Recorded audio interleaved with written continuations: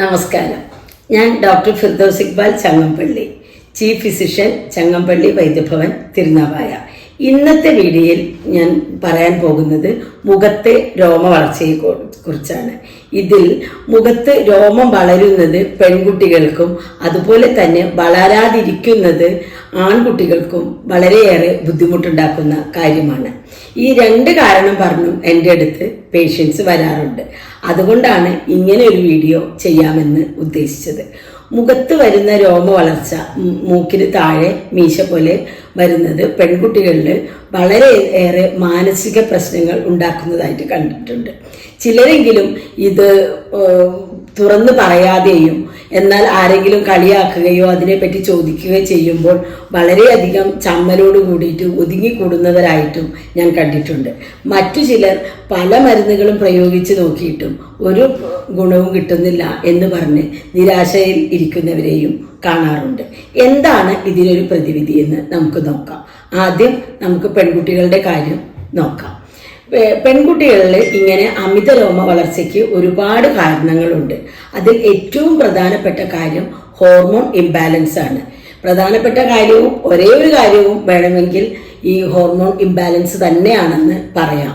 കാരണം ഹോർമോണിലുള്ള വ്യതിയാനങ്ങൾ കാരണം നമ്മുടെ ശരീരത്തിന് സംഭവിക്കുന്ന പ്രശ്നങ്ങൾ കാരണം അതിൽ സ്ത്രീ ഹോർമോണുകളുടെ അളവ് കുറയുകയും അതേസമയം പുരുഷ ഹോർമോണിൻ്റെ അളവ് കൂടുകയും ചെയ്യുന്നതാണ് ഇത്തരം രോമ വളർച്ചകൾക്ക് കാരണമാകുന്നത്.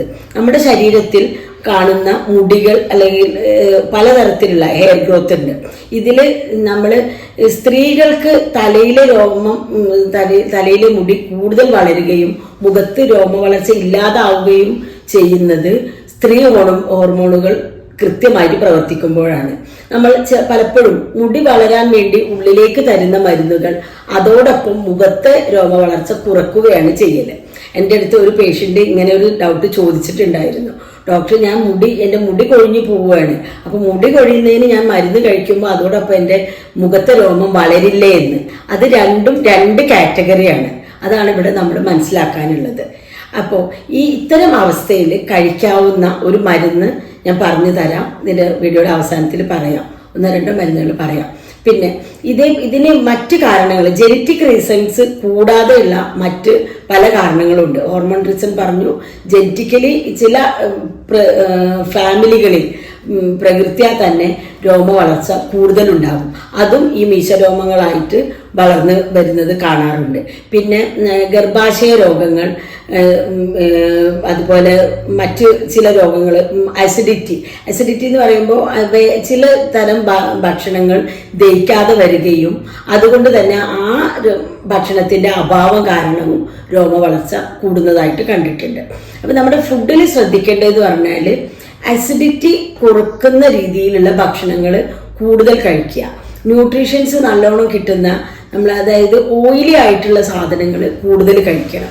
അതാണ് മുഖത്തെ രോമ വളർച്ച കുറക്കാനും തലയിലെ രോമ വളർച്ച കൂടാനും ഉള്ളത് പ്രതിവിധി. എന്ന് വെച്ചാൽ ഓയിലി ആയിട്ടുള്ള ഫുഡ് എന്ന് പറയുമ്പോൾ ആകെ കൺഫ്യൂഷനായിരിക്കും. അതെന്താ അങ്ങനെ പറയുന്നത്, ഓയിലി ഫുഡ് ഒഴിവാക്കാനല്ലേ പറയുന്നത്. ഈ ഓയിലിൻ്റെ ഒരു പ്രശ്നം എന്ന് പറയുമ്പോൾ ഓയിൽ ചൂടാക്കുമ്പോഴാണ് ഇത് ഏറ്റവും പ്രശ്നക്കാരനായി മാറുന്നത്.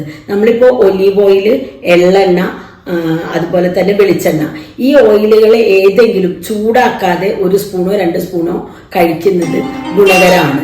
അതേസമയം ഇതേ സാധനങ്ങൾ ചൂടാക്കി അതിലെന്തെങ്കിലും വറുത്ത് കോരി ഉപയോഗിക്കുന്നത് നേരെ ഓപ്പോസിറ്റ് ആയിരിക്കും അതിൻ്റെ ഫലം തരുന്നത്. അങ്ങനെ ഈ കാര്യങ്ങൾ ശ്രദ്ധിക്കുക. പിന്നെ കൂടാതെ ഭക്ഷണ കാര്യങ്ങളിൽ എന്ന് പറയുമ്പോൾ കൃത്യസമയത്തുള്ള ഭക്ഷണം, ഈ രാത്രി നേരം വൈകി ഫുഡ് കഴിക്കുന്നതും ഇത്തരം ഹോർമോൺ വ്യതിയാനങ്ങൾക്ക് കാരണമാകും. അതുപോലെ തന്നെ പ്രധാനപ്പെട്ട ഒരു കാര്യമാണ് മെൻ്റൽ ടെൻഷൻ. ഓവറായിട്ടുള്ള ടെൻഷൻസും ഇതുപോലെ രോമ വളർച്ചയ്ക്ക് കാരണമാവുന്നു പറയുമ്പോൾ അത്ഭുതം തോന്നുമായിരിക്കാം. പക്ഷേ അത് പഠനങ്ങൾ വഴി തെളിയിച്ചിട്ടുള്ള ഒരു കാര്യമാണ്. കാരണം വേറെ ഒന്നുമല്ല, റീസൺ എന്ന് പറയുമ്പോൾ ഞാൻ നേരത്തെ പറഞ്ഞ ഹോർമോൺ ചേഞ്ച് തന്നെ. അപ്പം നമുക്കിതിൽ ചെയ്യാൻ പറ്റുന്ന ഒരു കാര്യം എന്ന് പറഞ്ഞാൽ പെൺകുട്ടികൾക്ക് അമിത രോമ വളർച്ച ഉള്ളവർക്ക് ഉപയോഗിക്കാൻ പറ്റുന്ന ഒരു മരുന്നുണ്ട്, മനയോല എന്ന് പറഞ്ഞിട്ട്. അത് ഷോപ്പുകളിൽ വാങ്ങാൻ കിട്ടുന്നതാണ്. പക്ഷെ അത് ശുദ്ധി ചെയ്ത ശേഷം മാത്രമേ ഉപയോഗിക്കാൻ പാടുള്ളൂ. അല്ലാതെ ഉപയോഗിക്കുമ്പോൾ അതിൻ്റെ സൈഡ് എഫക്ട്സ് ഉണ്ടാവും. അത് നന്നായിട്ട് ശുദ്ധി ചെയ്യാൻ അറിയാവുന്ന വൈദ്യന്മാർ വഴി ശുദ്ധി ചെയ്യിച്ചിട്ട് വാങ്ങുക. ശുദ്ധി ചെയ്തതാണോ എന്ന് പ്രത്യേകം ചോദിച്ച് മനസ്സിലാക്കിയതിന് ശേഷം മാത്രമേ വാങ്ങാൻ പാടുള്ളൂ. അത് ഇന്റേണലി കഴിക്കാനും കൂടി അതിൻ്റെ ചില വളരെ കുറഞ്ഞ അളവിൽ കഴിക്കാവുന്നൊരു സാധനമാണ്. അപ്പോൾ അതുപോലെ ഇന്റേണൽ ക്വാളിറ്റി ഉള്ളത് മാത്രം വാങ്ങുകയാണെങ്കിൽ കുഴപ്പമുണ്ടാവില്ല. ഈ മനയോല നമ്മൾ സാധാരണ പിന്നെ കഥകളികളിലൊക്കെ കളച്ചായ ഉപയോഗിക്കണതിൽ ഉപയോഗിക്കാറുണ്ട് എന്ന് പറയുന്നത്. അവർക്ക് രോമ വളർച്ച ഉണ്ടാവില്ല. അത് പക്ഷെ ശുദ്ധി ചെയ്തതാണോ ഉപയോഗിക്കുന്നതെന്ന് എല്ലായ്പ്പോഴും അങ്ങനെ ആയിക്കോളണമെന്നൊന്നുമില്ല, നമുക്ക് വിശ്വസിക്കാൻ പറ്റില്ല. അതുകൊണ്ട് ആ ഭാഗത്തുനിന്ന് വാങ്ങണ്ട. ഇനി ആരെങ്കിലും കഥകളിക്കാർ ഉപയോഗിക്കുന്നതല്ലേ എന്നുള്ള ഒരു ഡൗട്ട് തോന്നണ്ടെന്ന് വിചാരിച്ചാൽ ഞാൻ ഇങ്ങനെ പറഞ്ഞത്. അത് അവരുപയോഗിക്കുന്നതാണെന്ന് വിചാരിച്ചിട്ട് ശുദ്ധി ചെയ്തതാണെന്ന് ഉറപ്പിക്കാൻ പറ്റില്ല. നമ്മൾ മരുന്ന് കടയിൽ നിന്ന് തന്നെ വാങ്ങി ശുദ്ധി ചെയ്ത മനയോല എള്ളെണ്ണയിൽ നന്നായിട്ട് ചാലിച്ച് വെയിലത്ത് വെച്ച് ചൂടാക്കിയിട്ട് പുരട്ടി നോക്കാവുന്നതാണ്. ഇത് 1-2 ദിവസം കൊണ്ടൊന്നും മാറ്റം വരില്ല. കുറഞ്ഞത് 3 മാസമെങ്കിലും ഉപയോഗിക്കാൻ പറ്റും. പിന്നെ മറ്റൊരു റെമഡി ഉള്ളത് ഈ ചുവന്ന കദളിയുണ്ട്. അതും അത്രയ്ക്ക് അങ്ങോട്ട് കിട്ടാൻ എളുപ്പമുള്ള സാധനമല്ല, എന്നാൽ ഒട്ടും കിട്ടാത്തതുമല്ല. ചുവന്ന കദളിയുടെ നീരിൽ ഈ ചുവന്ന കദളി വാഴയുടെ തന്നെ ഇല ഉണക്കി പൊടിച്ച് അത് ചാരമാക്കിയിട്ട് അത് ചാലിച്ച് പുരട്ടുന്ന ഒരു മെത്തേഡും ഉണ്ട്. ഇത് കുറച്ചുകൂടി എളുപ്പത്തിൽ രോമം നശിപ്പിക്കുന്നതാണ്. പിന്നെ കോട്ടക്കൽ ആയുർവേദശാല പോലുള്ള സ്ഥാപനങ്ങളിൽ നിർമ്മിക്കുന്ന രോമനാശിനി തൈലമുണ്ട്. ഇതും മീശരോമങ്ങൾ പോകാൻ വേണ്ടി ഉപയോഗിക്കുന്നതാണ്.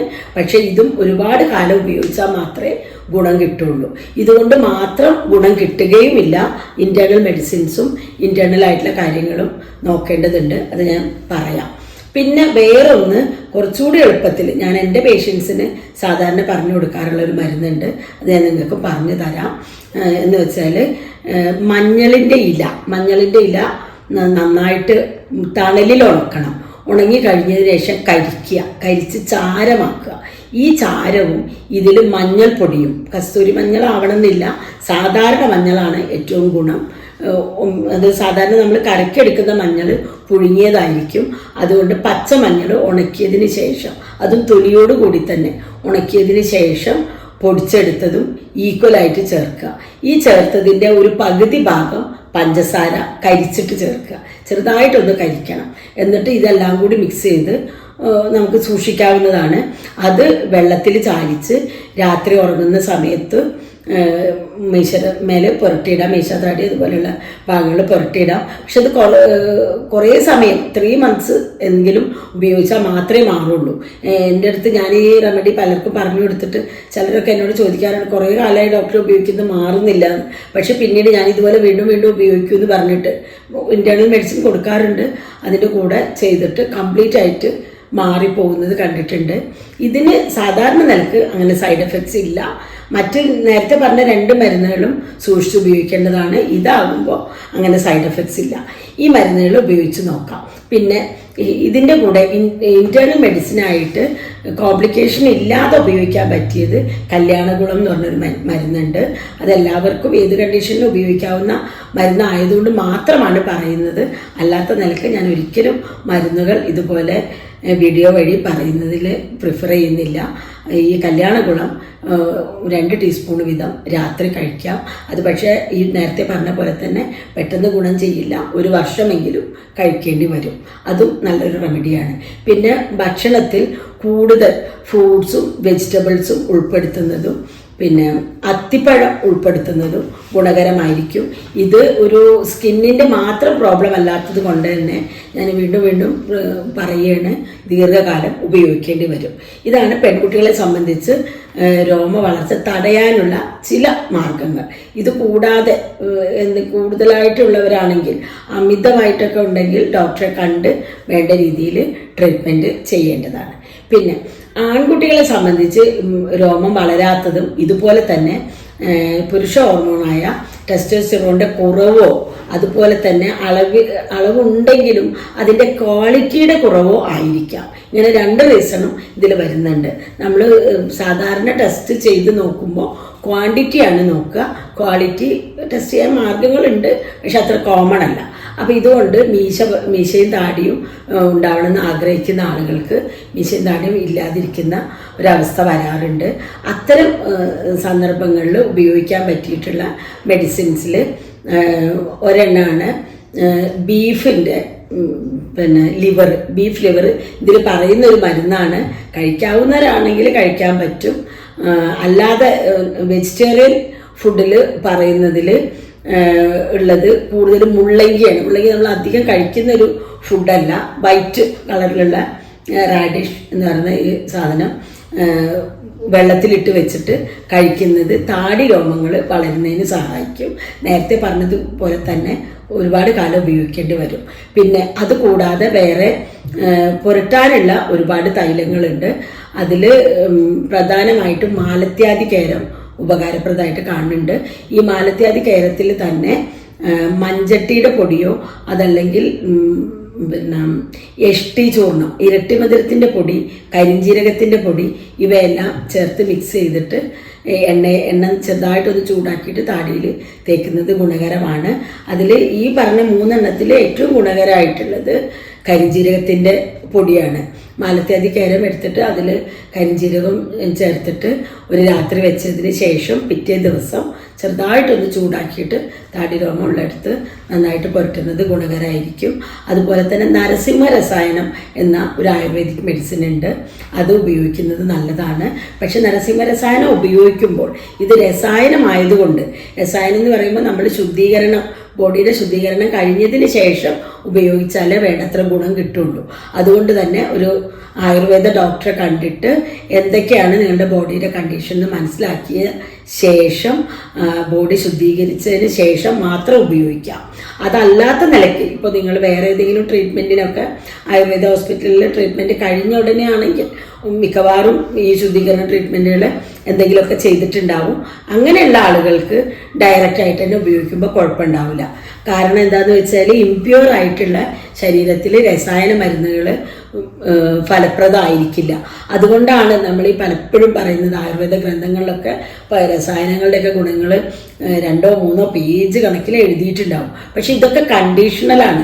അപ്പോൾ ഇതിന് മുൻപേയുള്ള കണ്ടീഷൻസ് എന്താണെന്ന് നോക്കണമെങ്കിൽ ഈ പുസ്തകത്തിൻ്റെ വേറെ ഏതെങ്കിലും മറ്റങ്ങളിലായിരിക്കും ഇത് കിടക്കുന്നത്. അല്ലെങ്കിൽ വളരെ പ്രഗത്ഭരായിട്ടുള്ള ടീച്ചേഴ്സിൻ്റെ അടുത്ത് മാത്രമേ നമുക്ക് അതിൻ്റെ ബാക്കി ഭാഗങ്ങൾ കിട്ടുള്ളൂ. ഇതെല്ലാം അറിഞ്ഞ് ചെയ്താൽ മാത്രമേ ഇങ്ങനത്തെ രസായനങ്ങൾ ഫലപ്രദമാവുള്ളൂ. ഇത് ഞാൻ നിങ്ങളെ നിരാശപ്പെടുത്താൻ വേണ്ടി പറഞ്ഞതല്ല. ഇതിൽ എളുപ്പവഴിയുണ്ട്. അടുത്തുള്ളൊരു ആയുർവേദ ഡോക്ടറെ കണ്ടിട്ട് മരുന്ന് കഴിച്ചാൽ തീർച്ചയായിട്ടും രോമവും താടിയും മീശരോമവും നന്നായിട്ട് വളരും. വളരെ നല്ല പ്രതിവിധികളുണ്ട്. ഒരു സൈഡ് എഫക്ട്സും ഇല്ലാത്ത ഒരുപാട് മരുന്നുകൾ ഞാൻ ഈ പറഞ്ഞത് കൂടാതെ ഉണ്ട്. ഇതൊന്ന് എല്ലാവർക്കും ചെയ്തു നോക്കാം.